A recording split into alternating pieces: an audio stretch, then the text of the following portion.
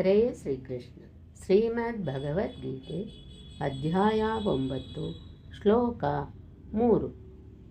ಅಶ್ರದ್ಧಾನಾ ಪುರುಷಾ ಧರ್ಮಸ್ಯಾಸ್ಯ ಪರಂತಪ ಅಪ್ರಾಪ್ಯ ಮಾಂ ನಿವರ್ತಂತೆ ಮೃತ್ಯು ಸಂಸಾರವರ್ತ್ಮನಿ.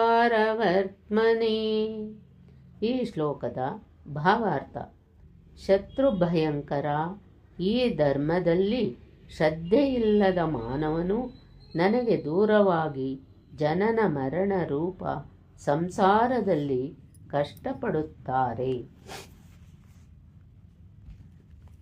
ಪರಂತಪನಾದ ಅರ್ಜುನನೇ, ಈ ಧರ್ಮದಲ್ಲಿ ಶ್ರದ್ಧೆಯನ್ನು ಕಳೆದುಕೊಂಡ ಒಂದು ಇಷ್ಟದಲ್ಲಿ ಮನವನ್ನು ಕೇಂದ್ರೀಕರಿಸಲಾಗದ ಪುರುಷನು ನನ್ನನ್ನು ಪಡೆಯಲಾಗದೆ ಸಾವು ನೋವುಗಳ ಸಂಸಾರ ಮುಳ್ಳು ದಾರಿಗೆ ಹಿಂದಿರುಗಿ ಅಲ್ಲಿ ಅಲೆಯುವನು.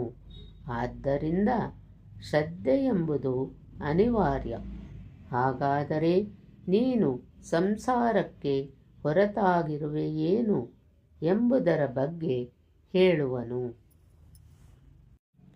ಅತ್ಯಲ್ಪ ಸಾಧನೆ ಮಾಡಿದರೂ ಸಾಕು, ಅದು ನಾಶ ಹೊಂದದು.